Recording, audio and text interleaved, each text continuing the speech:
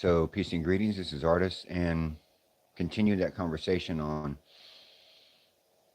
being a yogi and what it means to be a yogi, what it means to be a practitioner of yoga.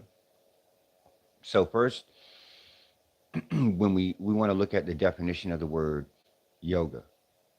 Now, the definition of the word yoga, the word means yoke, and it means to pull things together, right? Yoke, pull things together, or to bring things under control.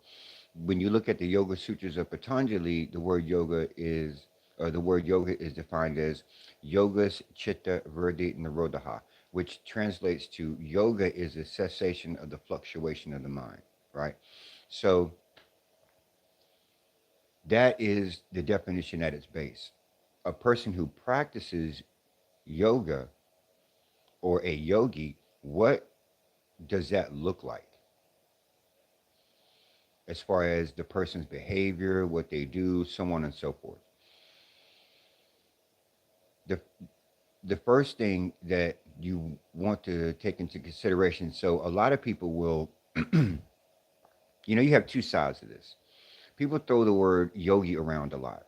There somebody they do a random yoga practice at a yoga studio, and then, oh, look, all my yogis. Like I've heard that said before, watching videos and whatnot, and a teacher might say, hey, all of my yogis, or and just the word gets thrown around like the word love. You know what I mean? I love my new shoes. I love this hat. It's like the word love in the way that it's just thrown around. However, however, the word love has a very deep and powerful meaning, just like the word yogi. Just like the word yogi has a deep and powerful meaning.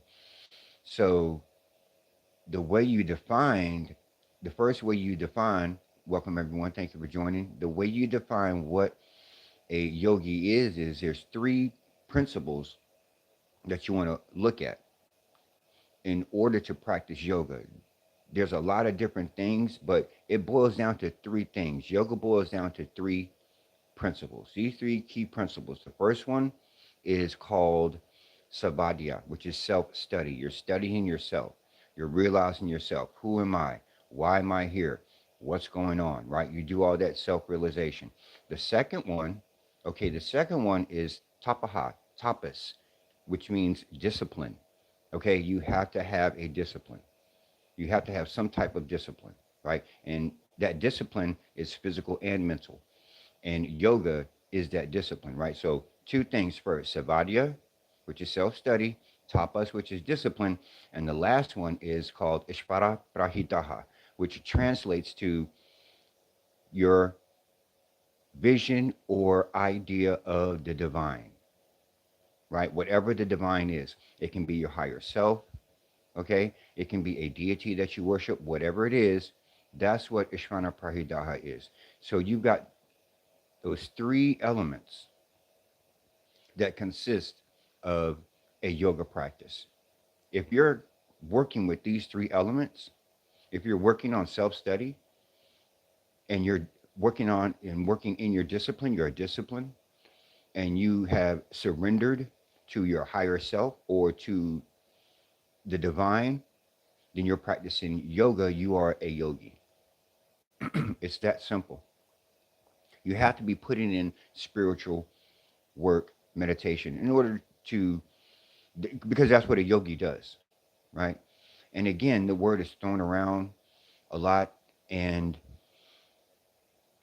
a person who just goes to a yoga studio and does a physical yoga practice, that's not a yogi. I mean, it's just, because it's not just about practicing a physical asana. Let's go deeper into this. Let's look at this a lot deeper, okay? A yogi is a person who every day of their life, when they wake up in the morning, they start their yoga practice.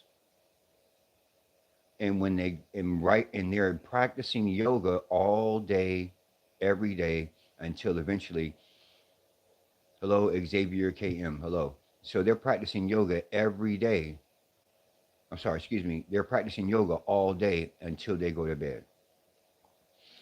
A yogi is always practicing, even in their sleep. Hello, Amber Slattery. Hello, thank you for joining.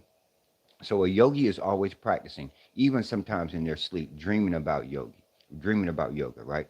So those are the concept. That's one of the concepts of what a yogi is. The second one is, how do you treat other people?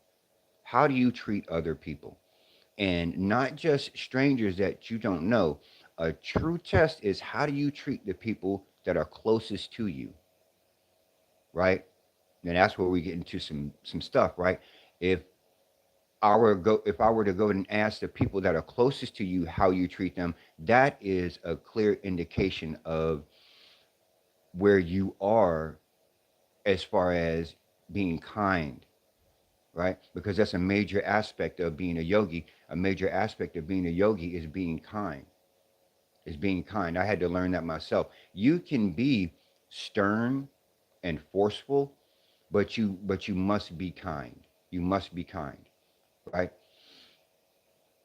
Service to others is the key to happiness. And so it's also a key element in being a yogi, service to others, right? So that's another aspect of being a yogi. Okay, the food that you eat. Now, this is a very interesting topic. Okay, people, there's a big debate on, okay, should you be a vegan, vegetarian, all of this kind of stuff, because there's a concept that we work with in yoga, which is ahimsa. And the word ahimsa is translated as nonviolence. However, when you go deeper and you look at it, okay, ahimsa, when you put a in front of a word in Sanskrit, it is indicating that it is the direct opposite of the word that you're talking about, right? So ahimsa is violence. Now, you could say, someone would say nonviolence is the opposite. No, I beg to differ. What is the direct opposite of violence? The direct opposite of violence is peace, right? The direct opposite of violence is peace. So that's what we want to look at when we're talking about ahimsa, and then applying that as far as what you do on an everyday basis, how you are treating other people. Now, I made that specification because there is a time for violence. Okay, there is a time for violence.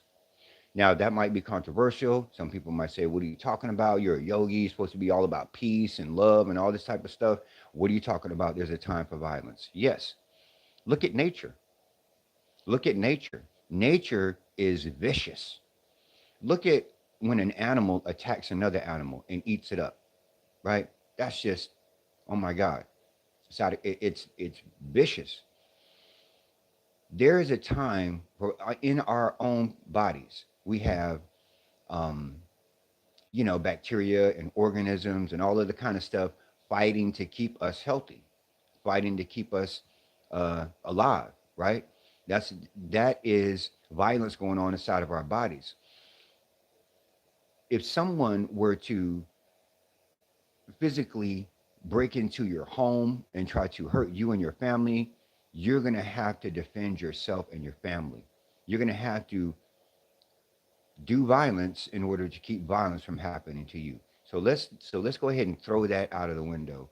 That because nonviolence, there is no study of nonviolence. The study is the violence that you're doing, and what you want to do is your best to mitigate the violence. That's what we're talking about. You want to mitigate the violence. You want to do the least amount possible. Okay? You want to mitigate it because it's always going to be there. So that's another aspect of what a yogi looks like, right? how you treat how you treat other people, how you handle violence, nonviolence, and oh, that's right. We were talking about eating, right? So the food that you eat. And ahimsa, they tie it in together. They say, well, if you're going to kill an animal, right, then you're practicing violence, and that's bad. Okay, let's look at that. Let's look at that. All right, a person can say that if you kill something to eat it, that's a bad thing. That is violence. You are not a yogi, right? And I'm here to tell them that they are 100% completely wrong. You're wrong. You are wrong.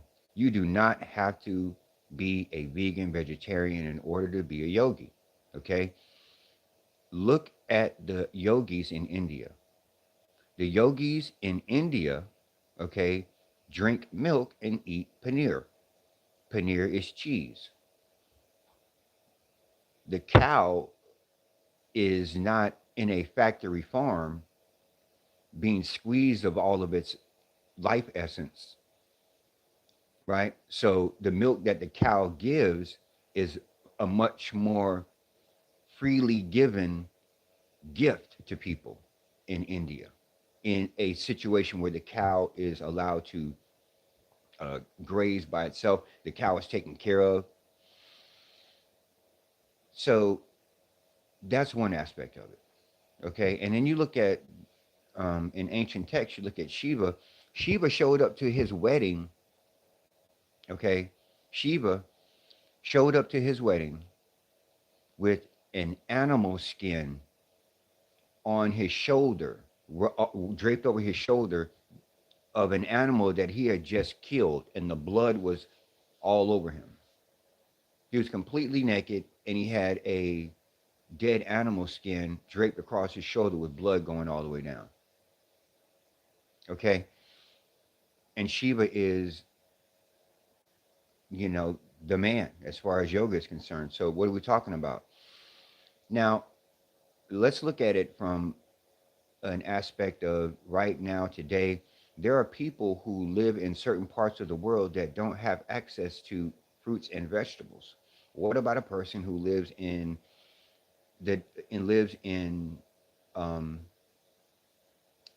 Alaska, where in a part of Alaska where they don't have access to any fruits and vegetables? The only thing they have access to is meat, and or the majority of everything they eat, all of their protein or all of their nutrition comes from meat. What about them? They can't be a yogi. They're not. That's not yogic. They can't do yoga. That's BS. You have to not get caught up in this ideological bullshit that people want to push. You know what I mean? These they get into these echo chambers, and everybody's talking about the same thing, and it becomes a place where bad things fester. And next thing you know, we've got all kind of crazy stuff going on with yoga, like we do now. So you don't have to be a vegan to be a vegetarian. You don't have to be, or a yogi. You don't have to be a vegetarian to be a yogi. Now, I want to look at, and I've talked about this before, and you can look at my other videos when I went into detail about this, but you kill more animals by being a vegan who gets their stuff from a grocery store than you do if you kill an animal and use every part of that animal. Give it to your friends, family, you save it, you freeze it, whatever, but you use it, like my grandma said, from the rooter to the tutor. You use every part of the animal. So you're respecting that animal's death. The animal that the hunter kills, most of the time, it's an older animal. They don't kill younger animals. They kill the older animals. So the animal that they kill within a month or two was going to die a horrible death. It's either going to freeze to death because it can't get it. Well, it's either going to starve to death because it can't get any food, or a predator is going to be able to catch it because it's slower, and it's going to slowly rip it apart. Or a hunter comes along, one shot, boom, 15 seconds, and the animal is dead, and all of that meat is used to feed his family and his community. Which one of those scenarios, you know what I mean? There's only one thing perished, and all of it is being used and respected, as opposed to a person who eats vegan food from a grocery store. The vegan and organic food that they buy is grown in farms that kill millions and millions of small animals, insects, birds, bees, all kind of little small animals, because they put pesticides and whatnot in the soil to try to kill everything, and all kind of chemicals in it, because it's a monocrop agriculture. They keep growing the same thing in the same place, and they deplete the soil, so they have to fill it full of chemicals and all other kind of stuff. So, and that also hurts the earth. That's hurting the environment, hurting this, it's destroying the soil, as opposed to a guy who goes out and shoots a deer that's going to die in a couple of months and uses every part of it to feed his family. That is what we're talking about here. We have to use common sense. You know what I mean? So the qualities, or what does a yogi look like? He practices, he or she, excuse me, practices um, ahimsa. Trying to keep the peace, looking at I forgot what I was talking about. I forgot what the first point was. It was, what was that first point? Yeah, that's right, Mother Nature. Mother Nature is can be pretty cruel and beautiful at the same time. So we have a tendency in the West to fight against Mother Nature, right? We want to fight against Mother Nature, and that's where we have resistance. Monocrop agriculture, that's one of the ways. Monocrop agriculture is one of the ways that we're trying to fight against Mother Nature. Regenerative growing, or where you move the crops to different places, or you don't grow the same thing in the same place. You have a regenerative farm, I think that's how you say it, where you have cows and pigs and chickens. And when the cows and the pigs and the chickens, they all work together to fertilize the soil and the land. I mean, it's like it's a cycle that works. And when you break that, when they broke that cycle, and they say, okay, you know what, we're going to strip all of this down and just put corn here. That's where you're fighting against Mother Nature. You're fighting against Mother Nature. You're not going to win. You can't. You're not going to win against Mother Nature. You have to move with nature, right? And so, a hunter, in my viewpoint, a hunter who goes out and shoots and kills a deer, or shoots and kills animals to feed his community and his family, is much more in tune with nature, much more in tune than a person who goes to Whole Foods and gets organic crap, right? Because I mean, or it's organic crap, gets that, and it aids to the depletion of the soil and to the depletion of Earth's resources, right? So that's just something to think about. Slide off my couch. Slide off my pillow. So I'm gonna go ahead and cut it. I'm gonna go ahead and cut this live. Again, if you have any questions, comments, or concerns, please leave those. Thanks again for watching, and I'll see you tomorrow morning. Peace.